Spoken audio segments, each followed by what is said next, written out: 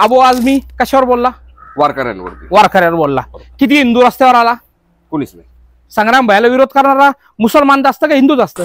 हिंदूने गुणाचं धर्मांतर केलं तो कायदेशीर गुन्हा आहे. आयुष्य यांनी एक तर इंग्रजाची चाटण्यामध्ये घातली आणि आत्ता मुसलमानची चाटण्यामध्ये घालताय. आपल्याला हिंदुत्व धरून सोबत काम केलं तर आम्ही सोबत आहे. हिंदुत्व सोडून काम केलं तर आपण आखेला कायम आहे आणि आखेला परत पुढे चालणार. हिंदुत्व म्हणून मतदान झालेलं आहे आम्हाला इथं. नमस्कार मित्रांनो, तर आज आपल्या सोबत आहेत राष्ट्रीय श्रीराम संघाचे अध्यक्ष आणि ज्या व्यक्तीने हिंदुत्वाचा आवाज हा महाराष्ट्राच नाही तर अखंड भारतापर्यंत पोहोचवला, ती म्हणजे महाराष्ट्रातील हिंदुत्वाचे बुलंद आवाज माननीय सागर भैया बेग. आज ते आपण त्यांच्यासोबत बऱ्याचशा विषयांवरती आपण चर्चा करणार आहोत.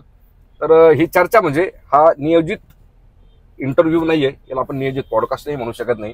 ही जे जस्ट एक चर्चा आहे हिंदुत्वाच्या मुद्द्यावरती, त्यांच्या ब्ल्यूप्रिंटवरती, भविष्यातील कामांवरती, विद्यमान कामांवरती. तर भैया नमस्कार. जय श्रीराम. जय श्रीराम. तर आता सध्या नगरपालिका येते श्रीरामपूरची, तुमच्या डोक्यामध्ये काय मुद्दे आहेत? त्या नगरपालिका जर समजा श्रीरामपूरची नगरपालिका जर तुमच्या हातामध्ये जर दिली श्रीरामपूरकरांनी पूर्णतः, तर कोणते असे पहिले 5 कामं असतील की ज्या कामांवरती तुम्ही हात घालाल किंवा जे कामं तुम्ही प्रखरतेने त्याचा विचार कराल? बघा, जसं आपण पूर्वीपासून सांगितलं, मी विधानसभा लढत असताना पूर्ण विधानसभेमध्ये मी हिंदुत्वाच्या मुद्द्यावर मी इलेक्शन लढलो आणि मला 48,000 लोकांनी मतदान केलं हिंदुत्वाच्या मुद्द्यावर.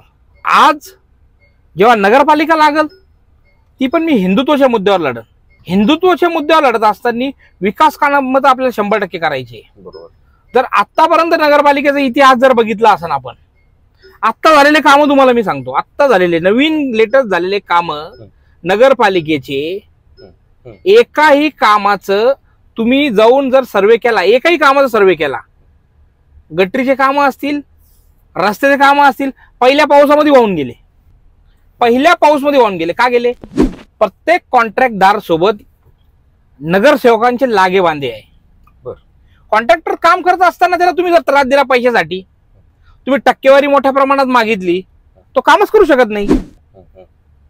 पहिला आपला मुद्दा राहणार विकासाचा मुद्दा.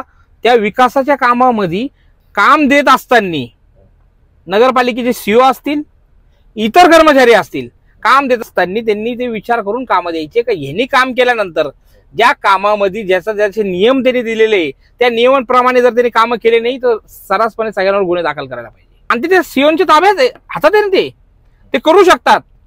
पण ह्या बाकीच्या लोकांनी पूर्वी बसून इतकं अधिकाऱ्यांना प्रेशराईज करून ठेवलेलं होतं का आलेल्या सीओला कामच करता येत नव्हतं. आता आपण तिथं जायला लागलो, सगळ्या गोष्टी सांगायला लागलो, तर कुठंतरी थोडंफार बदल होतोय, पण पूर्ण झालेला नाहीये, पूर्णपणे बदल झालेला नाहीये. यासाठी आपल्याला पहिले तर भ्रष्टाचार कमी कसा करता येईल याच्यावर काम करण्याची गरज आहे. जे आता अतिक्रमण निघलं, त्या अतिक्रमणच्या वेळेस आपण सांगितलं होतं का अनेक मुसलमानांच्या 3-3, 4-4 मजली इमारती आहे, हे कुठलीही परवानगी न घेता बांधलेले आहे त्यांनी, कुठलीही परवानगी न घेता. नगरपालिका आपल्या ताब्यात आल्यानंतर सर्वात पहिले ते पाडायचं काम आम्ही करतो. जसं की उदाहरणार्थ जिथं जिथं जसे आपल्या हिंदूचे मोठ्या प्रमाणात जसं अतिक्रमण काढलं ना, आता काढलं ना, मोठ्या प्रमाणात निघलं, त्याचप्रमाणे मी मुसलमानांचं काढलं. श्रीरामपूर शहरामध्ये इनलिगल आहे. जर आपल्या हातात आता मी इथं आमदार असतो किंवा आपल्या हातात नगरपालिका असती, जी पाईप त्यांनी जे सोडलं ना ते नळाच्या पाण्यात, जसा तो निघलेली घाण आहे ना तशी घाण त्याच्या पाईपातून त्याच्यात सोडली असते. आपण तिथं त्या पदावर नाही म्हणून आपल्याला काही करता येत नाही आणि त्याच्यावर कोणी बोलायलाही तयार नाही. काही 2-4 मुंडके आता बोलतील, ते नगरपालिका पण बोलताय, नगरपालिका आली म्हणून बोलताय. असे मुद्दे तर प्रखरपणे लावून धरायला पाहिजे. मोठ्या प्रमाणामध्ये आपल्या श्रीरामपूरमध्ये कतलखाने चालू आहे, ते नगरपालिकेच्या हद्दीमध्ये आहे. एकही कतलखाना राहून देणार नाही श्रीरामपूरमध्ये, एकही कतलखाना राहून देणार नाही. जेवढे इनलिगल रस्त्याच्या मध्ये यांचे घर आहे मोठ्या प्रमाणात आहे, जे नियमाने जे घर दिलेले तेवढ्या जागेत राहायचं. 1 स्क्वेअर फूट जरी पुढे आलं तरी आम्ही पाडून टाकू. अशा प्रकृतीने काम करायचंय. कारण जर विकास करायचा असेल तर तुम्हाला नियम टाईट करावे लागतील. आणि हिंदू काय कोणाचे अतिक्रमण करतच नाही. मला दाखवा एखादा मुसलमान येतोय तुमच्याकडे सांगायला का माझी जमीन ते हिंदूंनी कब्जा केली. कधीच नाही. आतापर्यंत हिंदूंच्याच जागेवर कब्जा होतो. बरोबर. जेवढे हिंदूच्या जागेवर त्या लोकांचे शहरामध्ये कब्जे असतील सगळं काढायचं काम आम्ही करू. म्हणजे तुमचं काय म्हणणं आहे, जर समजा पुढच्या ज्या प्रकृतीने तुम्ही काम करताय की हिंदूंनी जागा होण्यासाठी, हो, जर हिंदू जर नाही जागा झाला तर तुमचं काय म्हणणं आहे की काय होईल? नाही, असं होऊच शकत नाही. हिंदू जागा होणार नाही असं नाही. आतापर्यंत हिंदू त्यांच्यापर्यंत पोहोचत नाही. हिंदूंचा विश्वासघात झालाय. जसं तुम्हाला अनुभव असेल म्हणून तुम्ही हा प्रश्न विचारला मला. बरोबर. काय हिंदू जागृत नाही झाला तर काय करायचं? हिंदू पूर्वीपासून जागृत आहे, पण आतापर्यंत ज्यांच्या मागे उभा झाला ते लोक गद्दार निघले. बरोबर. ते लोक गद्दार निघल्यामुळं हिंदूला प्रश्न पडला. हिंदूला पूर्णपणे प्रश्न पडला का आज आपण एवढं यांच्या मागे उभे झाल्यानंतर हे सेटलमेंट करतात. बरोबर. हिंदूची पण तिथं चूक नाही ना. हिंदू किती वेळा धोका खाणार? आज माझ्यासोबत हिंदू उभा झालाय, त्यांचा विश्वासघात मी कधी होऊन देणार नाही. आणि ते मी त्यांना फक्त माझ्या श्रीरामपूर तालुक्यापुरतं दाखवून नाही देते, महाराष्ट्रभर फिरून मी दाखवून देतोय का माझ्या तालुक्यातला हिंदू माझ्या मागे उभा झाला. जर मला 48,000 पेक्षा जर कमी मतं पडले असते, 10,000 20,000, तर कदाचित मी स्वतः खचून गेलो असतो. का मी जर एवढं काम करत असेल आणि एवढं प्रकारपणे हिंदूंना मी माझं मत मांडून जी घडते ती सत्यता दाखवत असेल आणि हिंदू मला मतदान केलं नाही तर मी स्वतः त्याच्यातून मग डिप्रेशन मध्ये गेलो असतो 100%. पडलो मला तर माझ्या सोबतचे अनेक लोक रडले पडल्यानंतर, पण माझ्या डोळ्यातून एकही अश्रू आला नाही. का आला नाही? मला दुःख फार झालं पडल्यानंतर, पण जो मताचा आकडा मला 48,000 आला, माझी चेष्टा उडवली जायची. मी कुठे गेलो प्रचाराला निघून गेलो तर माझ्या काम करणाऱ्या लोकांना सांगलं जायचं 5,000च्या वर जात नाही, 10,000च्या वर जात नाही. जेवढे रॅलीमध्ये लोक आहे तेवढेच मतं होतील. आणि आपल्या जवळच्यांनी सांगितलं, आपल्या जवळच्या लोकांनी हे सगळं सांगितलं. बरोबर. आपल्या जवळचे लोक असं माझं ऍडव्हर्टाईज करत होते.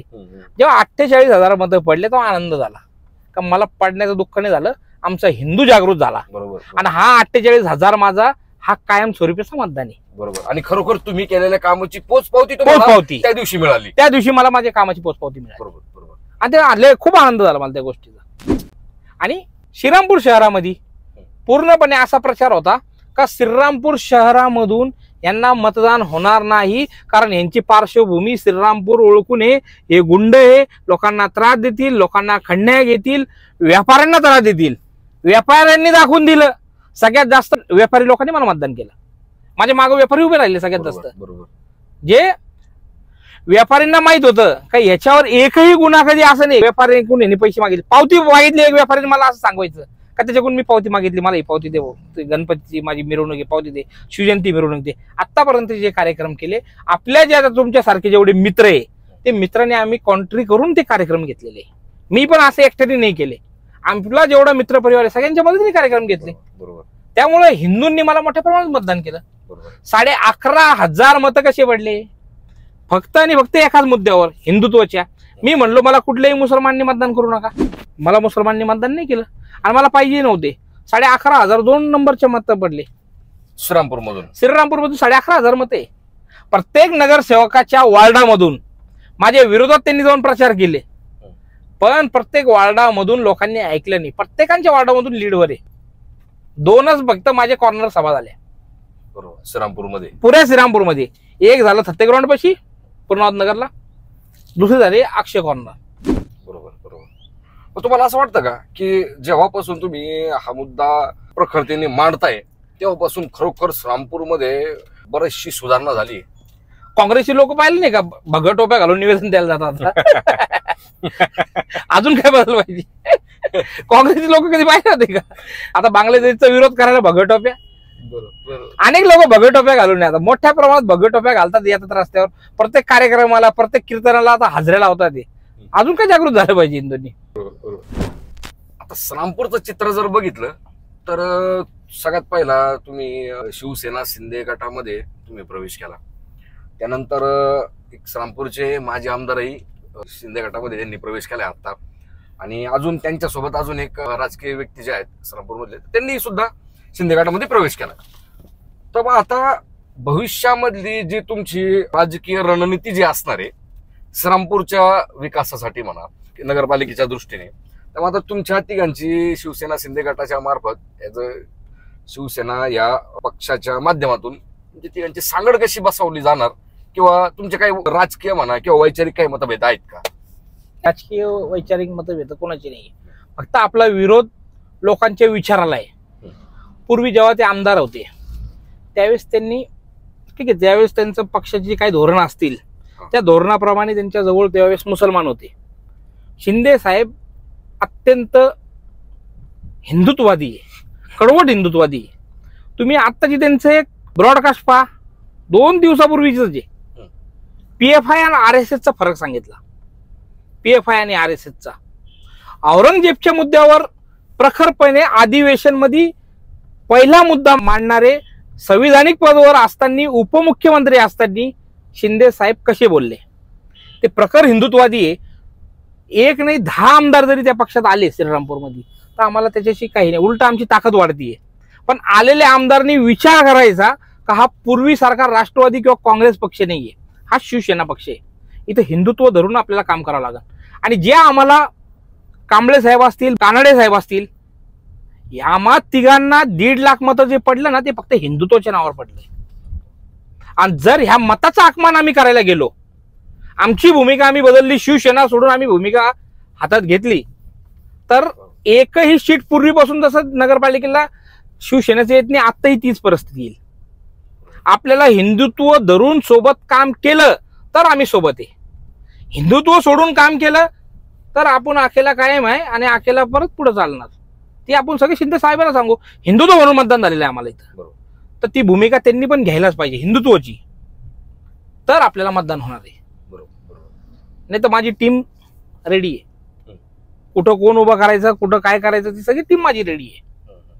कारण मी माझ्या मतदारांसोबत धोका करू शकत नाही.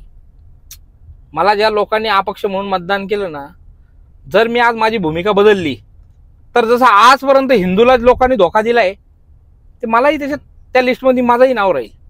त्या लिस्टमध्ये मला कधीही यायचं नाही.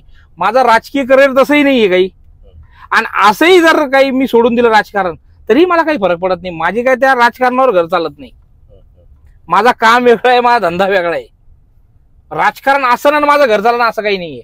अनेक लोकांचे घर राजकारणावर चालतात, ती त्यांची भूमिका बदलू शकतात, मी माझी भूमिका बदलू शकत नाही. सर्वात महत्वाचा प्रश्न म्हणजे संबंध महाराष्ट्रातील व्यक्तींना एक प्रश्न पडलाय की सागर भैया बेग यांना जे आता जवळपास 1.5 लाख म्हणू शकतो आपण, 50,000 मतदान तुम्हाला ह्या विधानसभेच्या याच्यामध्ये मिळालं, तर तुम्ही पक्षाच्या तिकिटासाठी तुम्ही प्रयत्न केले होते का? आणि जर केले होते तर तुम्हाला सांगण्यात आलं, किंवा तुम्ही पक्षाचं तिकीट का नाही घेतलं? पक्षाचं तिकीट नाही, आमचं विधानसभा लढायची असं कुठेही डोक्यात नव्हतं. उमेदवार चुकीचे दिले होते.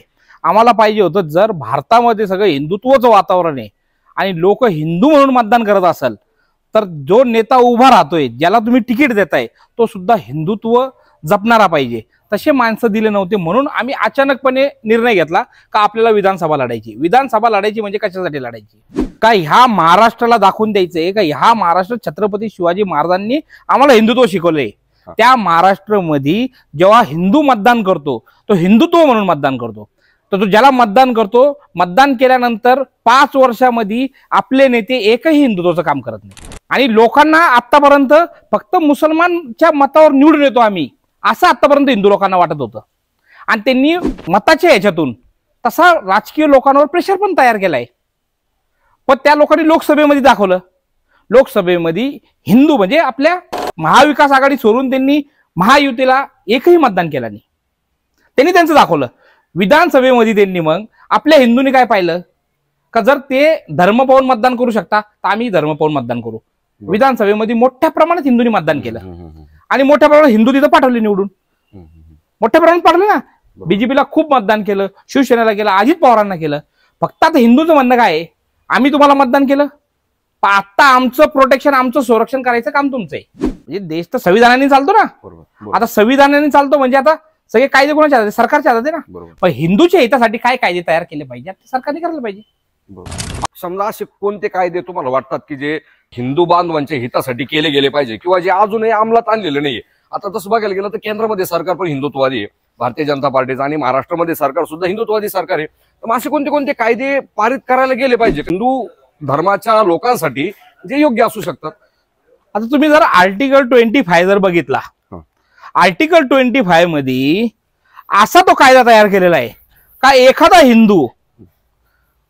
एखादा हिंदूचं कुणी ख्रिश्चन असेल मुस्लिम असेल तो धर्मांतर करत असेल तो त्याला परवानगी आहे, असा कायदा आहे. आता कायदा आहे 1948 ला पास झालेला कायदा आहे, आता आहे जो अजूनही खारिज केला गेला नाही, खारिज केलेला पण तो कायदा आहे. असे कायदे रद्द केले नाही पाहिजे. हिंदूने कुणाचं धर्मांतर केलं तो कायदेशीर गुन्हा आहे. मग असे हिंदूवर लादलेले कायदे नाही, हिंदूवर पूर्णपणे लादलेले कायदे. असे अजून कोणते कोणते कायदे? आर्टिकल 28 पाहायचं. आपल्या हिंदूंनी कुठली शाळा उघडली त्या शाळेमध्ये तो त्याच्या धर्माचा म्हणजे हिंदू धर्माचा कुठलाही अभ्यास त्या शाळेच्या शिक्षण मधून त्याला देऊ शकत नाही. पण तीच शाळा जर कुणी ख्रिश्चननी खोलली, कुणी मुसलमाननी खोलली, जसं आता उर्दू शाळेमध्ये तुम्हाला मराठी शिकवतात? तुम्हाला कुठलं धर्माचं हिंदू धर्म शिकवतात? नाही शिकवल्या जातं. ख्रिश्चनच्या आता त्या कॉन्व्हेंट शाळा जर बघितल्या, सकाळची सुरुवात आपण आपल्या ज्या मराठी शाळा असतील सर्व धर्म समोरचीच प्रार्थना घेतो ना, बरोबर, पण तिथे ख्रिश्चनची प्रार्थना होती, बरोबर. मुस्लिम शाळेमध्ये तुम्हाला हिंदूला एंट्री नाही. मग ह्यांच्यासाठी कायदे आणि आमच्यासाठी म्हणजे हिंदू इथं पूर्णपणे मोठ्या संख्येने हिंदू आहे, बरोबर. म्हणजे आर्टिकल 28 नावाचा असा एक कायदा आहे, आता जसं तुम्ही म्हणताय जो अजूनही चालू आहे ना. मग याच्यावरती अजून कोणी असा प्रखरपणे मुद्दा का उचलत नाही? कोणी हा कायदा रद्द झाला होतं काय माहिती का? आतापर्यंत ह्या महाराष्ट्रामध्ये 108 आता 4-5 झाले, 112 ते 13 मोर्चे फक्त पश्चिम महाराष्ट्रामध्ये कशासाठी निघले माहितीये का? तुम्ही लव जिहाद धर्मांतरावर कायदा करा, गौ हत्या जो कायदा केलेला आहे त्याला कडक कायदा करा. म्हणजे आत्ताचा जो कायदा आहे 1 लाख टन जरी गोमांस भेटलं तरी त्या जिहादीला फक्त नोटीस देऊन सोडायचा कायदा आहे. म्हणजे ज्या महाराष्ट्रामध्ये तुम्ही आपल्या गौ मातेला राजमातेचा दर्जा देतात, सरकारने दिला राजमातेचा दर्जा, स्वागत आहे त्या निर्णयाचा, पण ते जेव्हा तो निर्णय घेतला त्या निर्णयामध्ये असे काहीतरी आपण ऍड करायला पाहिजे का जर गौमातेची हत्या केली तर कमीत कमी 10 वर्ष जरी शिक्षेचा कायदा करा, 10 वर्ष शिक्षेचा कायदा करायला पाहिजे ना. आणि हे कायदा करायला तुम्हाला कोण थांबवतोय? बरोबर, कायदे करायला पाहिजे. आणि तुम्ही धर्मासाठी जर कायदे तयार नाही केले आणि याच ठिकाणी MIM ची सरकार येऊन द्या, पूर्णपणे मुस्लिमांना प्रोटेक्शन दिलं ना. काँग्रेसच्या काळात काय झालं, हे कायदे कसं काय बनले? जर वक्फ बोर्डचा कायदा पाहिला तर तुम्हाला आठवतं का? म्हणजे आता तुमचा अभ्यास खूप आहे, तुम्ही अभ्यास करा, कधी सर्च करा, वक्फ बोर्ड कायदा करा म्हणून असं किती मुसलमान रस्त्याला आलते? एकही नाही आला. आर्टिकल 25 करा म्हणून किती लोक रस्त्यावर? एकही नाही आला. आर्टिकल 28 एकही रस्त्यावर नाही आला, बरोबर. पण ज्या वेळेस आपण हिंदूतले आपले हिंदुत्ववादी सरकार कुठले कायदे करतात त्याचा विरोध म्हणून सगळे मुसलमान रस्त्याला येतात. म्हणजे अमित शाह साहेबांनी मागं आता धक्कादायक सांगितलं, दिल्लीमध्ये लोकसभेत 62 लाख एकर जमीन मुसलमानच्या ताब्यात आहे. 62 लाख. पाकिस्तानचं क्षेत्रफळ 10 लाख एकर मध्ये, माहिती का आपल्याला? 6 पाकिस्तान बसतील एवढी जमीन आपल्या भारतात त्यांच्या ताब्यात आहे, बरोबर. आपलं काशी विश्वेश्वर मंदिर पण त्यांच्या ताब्यात आहे, बरोबर, बरोबर. म्हणजे असं कुठलंही आपलं देवस्थान नाहीये का ज्याच्या पुढे तुम्ही कुठल्याही देवस्थानला जा, जिथं तुमचं जागृत देवस्थान आहे, तुम्ही पाय ठेवला का पायरीच्या बाजूला मजार, बरोबर, थोडं बाजूला गेलं त्याच्यामध्ये दर्गा, त्या बाजूला भोंग्यावाली मस्जिदी, ती का पूर्वीची आहे का? आत्ता बांधलं गेलं ना.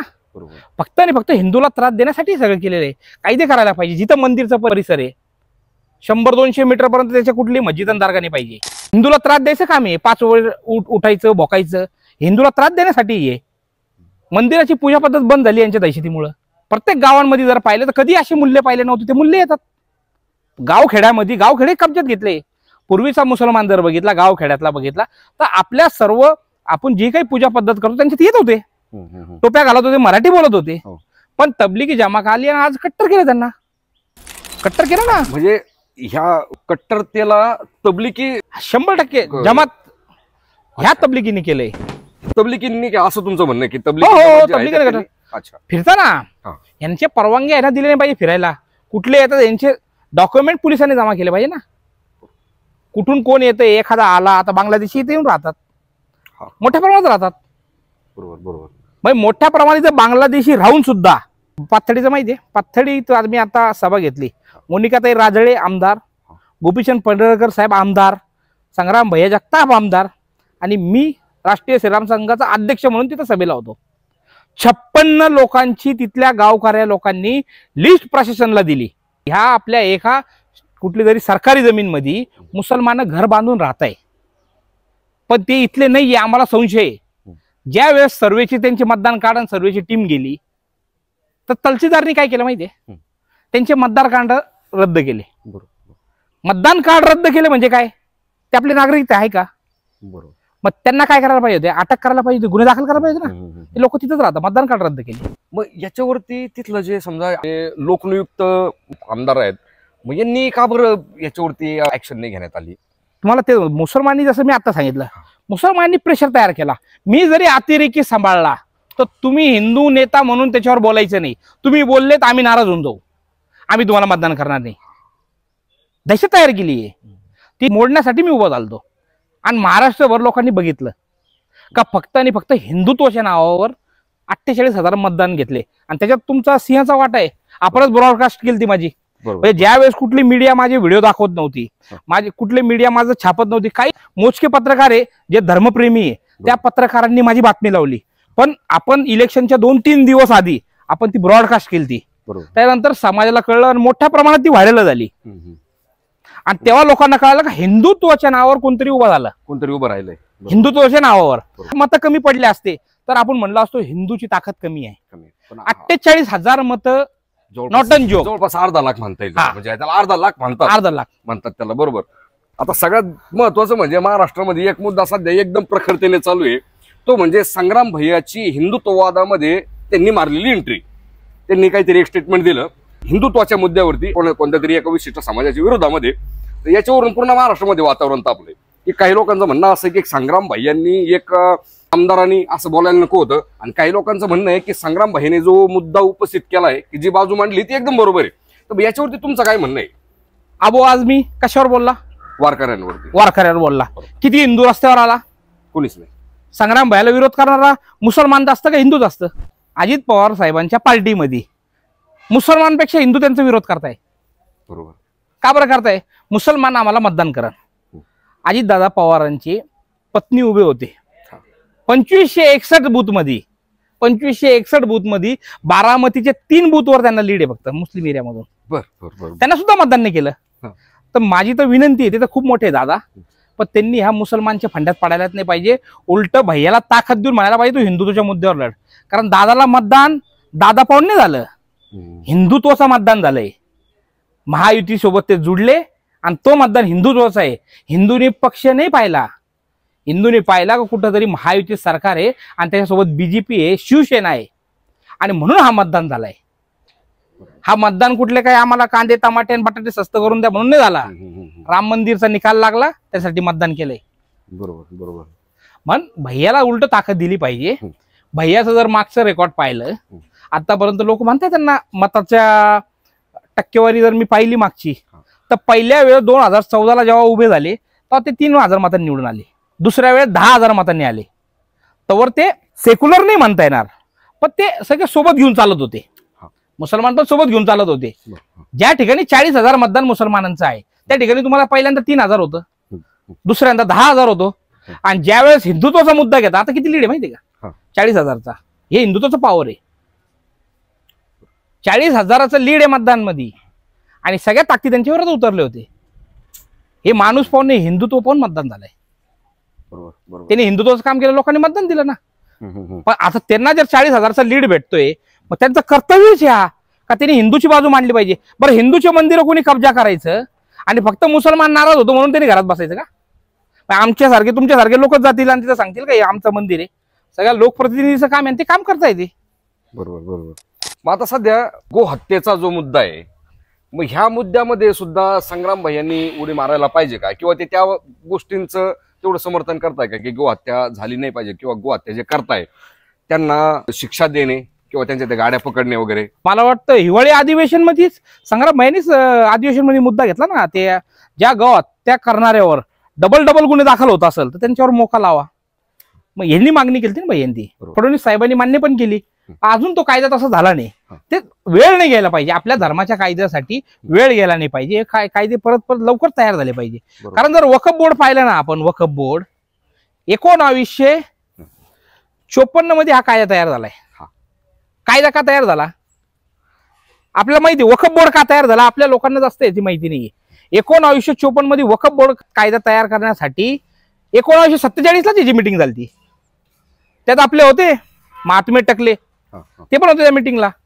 1947 ला जेव्हा फाळणी झाली आणि हिंदूचा मोठ्या प्रमाणात नरसंहार झाला, हिंदूच्या महिलाचे बलात्कार झाले, हिंदूच्या महिला पळून पाकिस्तानमध्ये नेल्या, मोठ्या प्रमाणात हिंदू मारले गेले. आणि जेव्हा फाळणी झाली, इथला मुसलमान पाकिस्तानला गेला.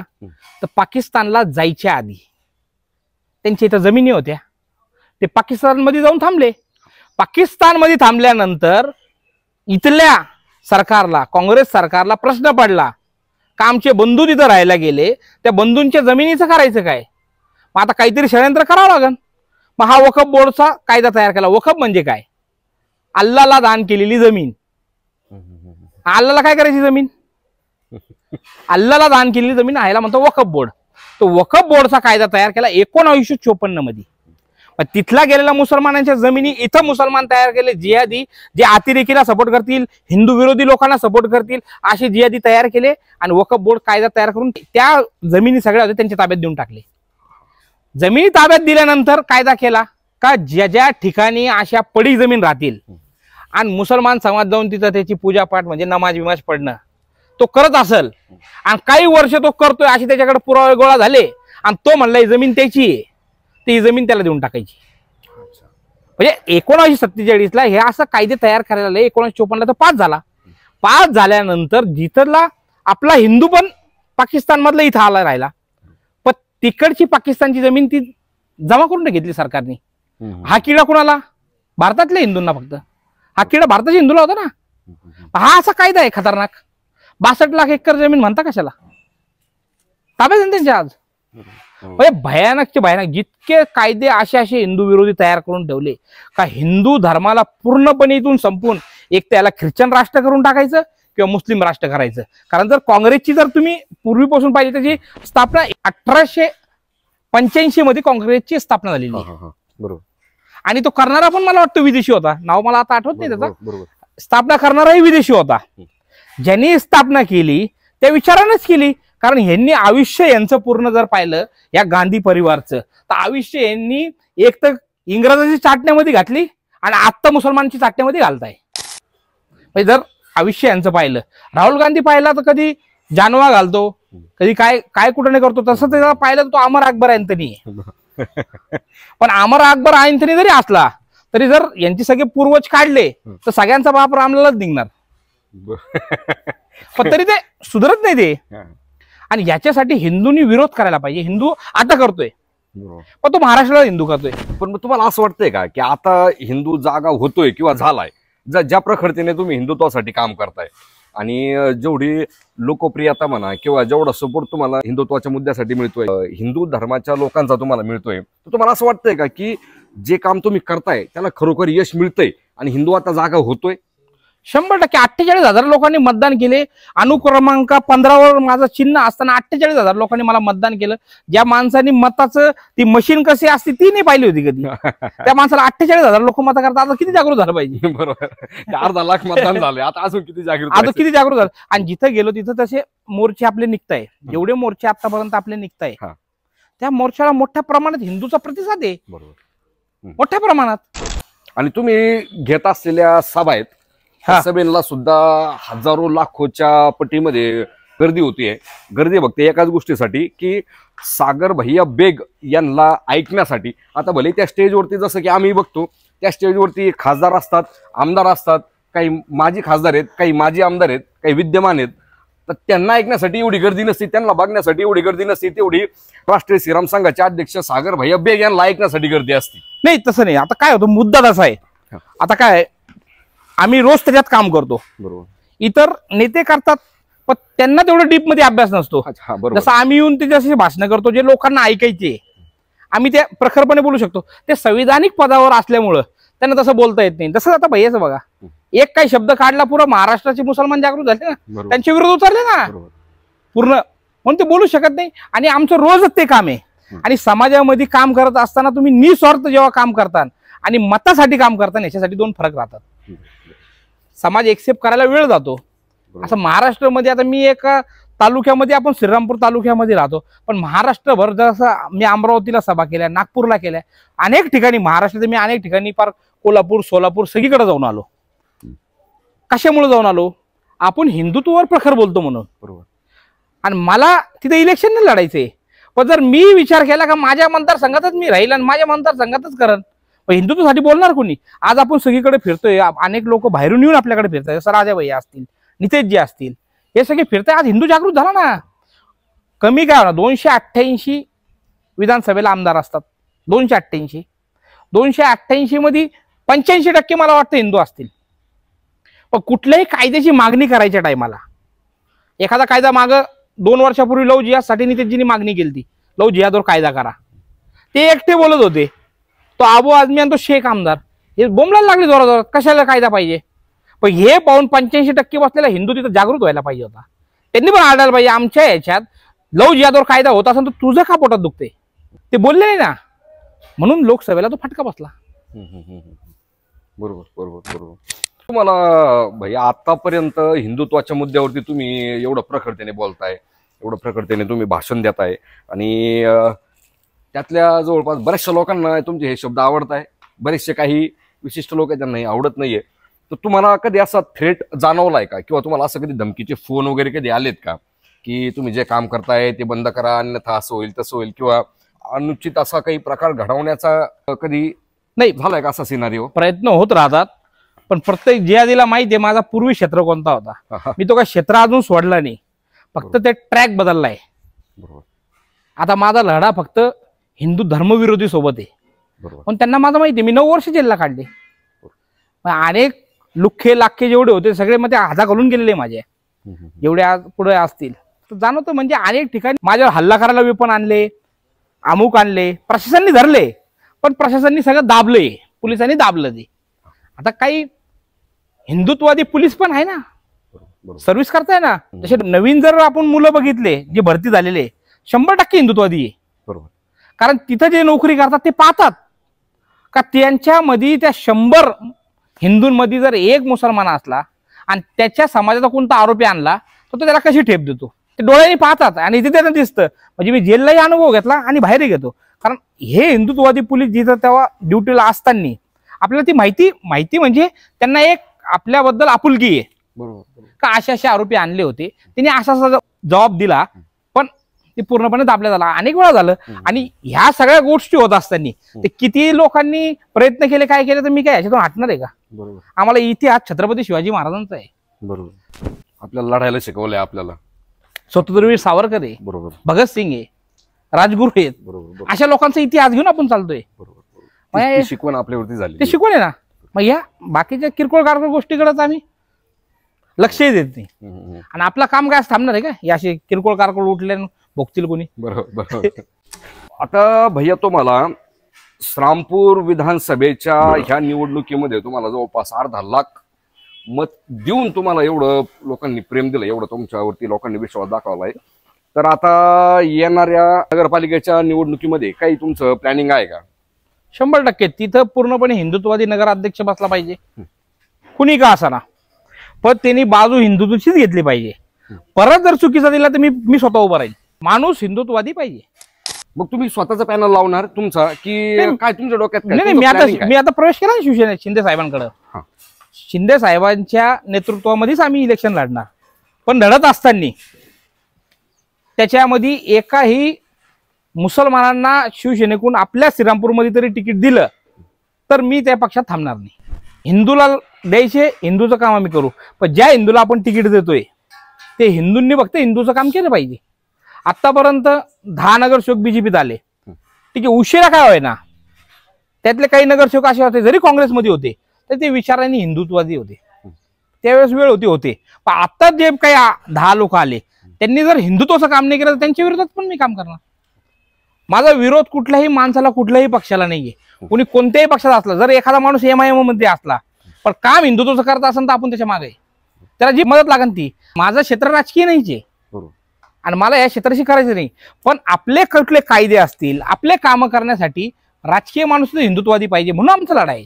म्हणजे मी प्रवेश केल्यापासून मी तर आता या सगळीकडे सभा घेतच फिरतोय ना. मी काय पक्षाचं काम आणि फिरतोय असं काही नाही, का लय फिरतोय लय काम करतो असं नाही. पण ही जी हिंदुत्वाची सभा राहती याचाच फायदा महायुतीला झालेला आहे. महायुतीला ह्याच फायदा झालेला आहे. एवढे मोर्चे निघलं, एवढा समाज जागेवर येणं. जर बाळासाहेब थोरात तुम्ही बघितले तर आपल्या जिल्ह्यामध्ये विकासाच्या बाबतीत संगमनेरला तोडा आहे का? तुम्ही स्वतः सांगायचं. बरोबर. विकासाच्या बाबतीत 1% तिथं आपण त्यांच्या विरोधात बोलू शकत नाही. बरोबर. गुन्हेगारी क्षेत्रामध्ये संगमनेरचं रेकॉर्ड सगळ्यात कमी असेल मला वाटतं याच्यात आपल्या जिल्ह्यामध्ये. बरोबर. विकासाच्या बाबतीत 1 नंबरला असतील. तरी सुद्धा का पडले? का धर्माच्या बाजूने उभे नाही झाले. जिथं धर्माचे साधू संतांवर हल्ले होत होते, जिथे हिंदू लोकांवर हल्ले होत होते, ते कधी शब्दही बोलले नाही. आता पूर्वीच हिंदू नाही, ज्याच्या पूर्वी काहीतरी माणसं यायची 2-4 माणसं, हा माझ्या वाटेचा मतदान आणि याला एवढा मतदान पडणार, तो माझ्या तेवढा वाटेचा त्याला तेवढा, असं नाहीये. आता हिंदुत्वाचं कोण काम करून त्याला निवडून देतात. बरोबर. बरोबर. मग असं श्रामपूरमध्ये आतापर्यंत अजून कोणी मुद्दा का नाही उचलू शकला धर्माचा? उचलला ना सेटलमेंटसाठी सगळ्यांनी, सगळे तो उचलताय. मग उचलत नाही, त्यांना पाठवलं जातं. अच्छा. मुसलमानांकडून पाकिट येतो, जा याच्यावर बोंबल, जा त्याच्यावर बोंबल. पण बोंबल किती, जेवढी तुला भाकर टाकली तेवढाच बोंबलायचं, त्याच्या पुढे बोलायचं नाही. असं आतापर्यंत चालू होतं. असं होतं श्रामपूर होतं. मग आता इलेक्शनच्या टायमाला काय केलं? इलेक्शनच्या टायमाला तेच झालं ना. काही आपल्यातले कुत्रे सोडले, मुसलमानांनी सोडले. ते सगळीकडे भोगत फिरले, गुंडा आला, गुंडा आला, गुंडा आला तर असं होईल, गुंडा आला तर तसं होईल, गुंडून निवडून आला तर एवढे गुन्हे तेवढे गुन्हे. पण हिंदूने ऐकलं नाही. चूक कुठं झाली? जे शिंदे साहेबांनी 2.5 वर्षामध्ये जे काम केलं त्या कामाची पावती म्हणून ते पण मतं पडले. हिंदूचं मतं कुठं विखरलं? जर महायुती म्हणून आम्ही तिघांची मतं पाहिले तर 1.5 लाख मत आहे आम्हाला. बरोबर. बरोबर. आम्हाला तिघांना 1.5 लाखच्या आसपास मत आहे. आणि ते 64 का काही हजार मत आहे. म्हणजे आमच्यातलं एक कुणी नसतं तर तिघातलं एक आमदार झाला असता ना. बरोबर. तिघाच्या भांडणामध्ये 4था निवडून आला. बरोबर. आणि आता ज्यांनी त्याला मतदान केलं त्यांना पश्चाताप होतोय. लोकांना ज्यांनी मतदान केलं त्याला पश्चाताप होतो. अनेक लोक भेटतात, चुकलो आम्ही, सांगतात उघडपणे. अच्छा. आणि आता सध्या एक श्रामपूरमध्ये एक काहीतरी आता घटना घडलेली, सांडपाणी सोडण्याची वगैरे तलावामध्ये. त्याच्याबद्दल तुम्हाला काय वाटतंय? हे कोणाचा याच्या मागे हात असेल? कुणी केला असेल? कुणी काय? ते उघडपणे 3 मुसलमान आहे. उघडपणे त्याच्यात 3 मुसलमान आहे. आणि हा काय सांडपाणी नाही सोडला, संडाशीचा पाणी त्या नळामध्ये टाकला. आणि ह्याला एक जिहाद मानता, वॉटर जिहाद. अरे बापरे. अहो तुम्हाला का ते नव्हते पित का? मी माझ्या संडासचं पाणी ज्या पुऱ्या श्रीरामपूर शहराच्या पिण्याचा नळ आहे हे काय मला माहित नाही? त्याच्यातून ते पाईप त्यात टाकतोय, त्यात सोडतोय का मला माहित नाही? हा वॉटर जिहाद आहे. आणि 6 फेब्रुवारीला प्रशासनाने त्या तिघांना नोटीस दिलेलं आहे, नगरपालिकेच्या लोकांनी, का तुम्ही हे बंद करा. प्रशासनाला अक्कल नाहीये, जाऊन नोटीस देते. अरे त्याला फटकवायला पाहिजे होतं, तिथं पोलिसांना सांगायला पाहिजे होतं का यांनी संडासचं नळ त्या पिण्याच्या पाण्यात जोडलेला आहे. फार वर्षभरापासून आपले हिंदू ते पाणी पित आहे, संडाशीचं पाणी वर्षभरापासून पित आहे. पण तिथल्या मुसलमान शहराला जे नगरपालिकेचं पाणी पुरवठा होता त्या नळाला छिद्र करून त्याला पाईपलाईन जॉईंट करून ते पॅक करून असं केलेलं होते. काय असं सोडलं आणि त्याच्यात घुसलं असं राहतं का? पाणीचा पाईपच इतका जाडीचा आहे. त्या पाण्यामध्ये ना आपण सगळ्यांनी ते मूत्र पिलंय, सगळ्यांनी पिलं ना. दाखव एक काँग्रेसचा माणूस बोलला त्याच्यावर, एक दाखवायचं ना. काँग्रेसचा माणूस त्याच्यावर बोलला, तो आमदारने पण पिला हा पाणी, त्याचे चेहऱ्याच्या पाठी त्यांनी हे पाणी पिलं. माझ्या घरात तर बोर आहे आणि बोराचं फिल्टर करून पाणी पितो, मी नाही पिलो तो पाणी.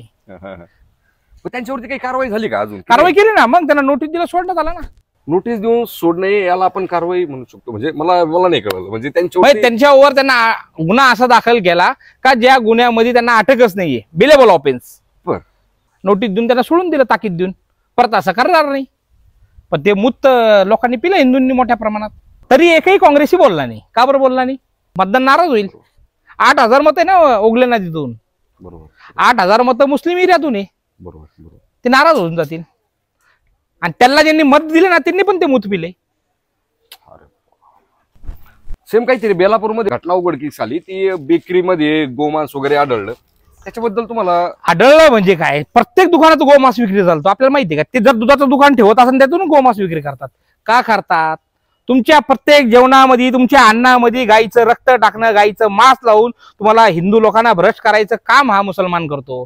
बेकरीमध्ये करणं म्हणजे बेकरीमध्ये पाव बनतात. सगळ्या श्रीरामपूरच्या तालुक्यामध्ये त्या बेकऱ्यांमधून माल जातो. अर्ध्यापेक्षा जास्त 70-75% लोक मुसलमान करून हे पाव खरेदी करतात. पावच्या वरती जो तेल लावला जातो तो पूर्ण गोमांसच्या चरबीचा आहे. पावाच्या वरती जो तेल दिसतो तुम्हाला गोमांसच्या चरबीचा तेल असतो, स्वस्त भेटतो.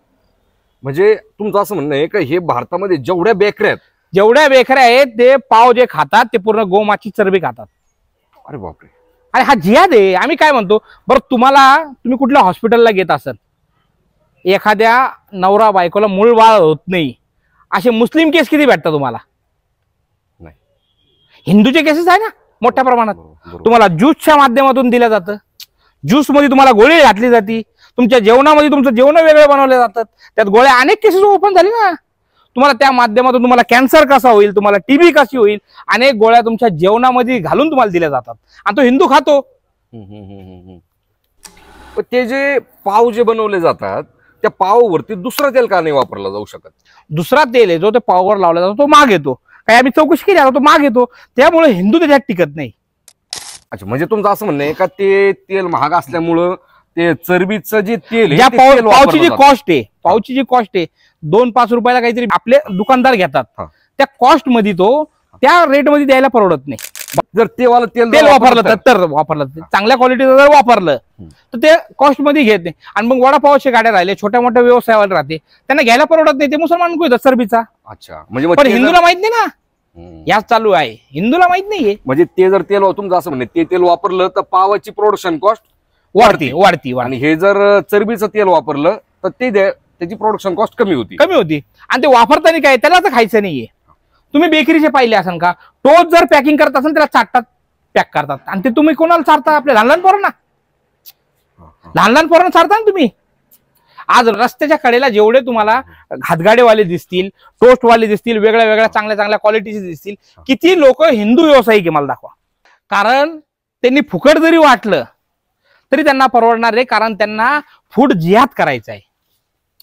ओके, त्यांना फूड जिहाद करायचं आहे, हिंदू नाचवायचे. याच्यासाठी त्यांना बाहेरून फंडिंग येते.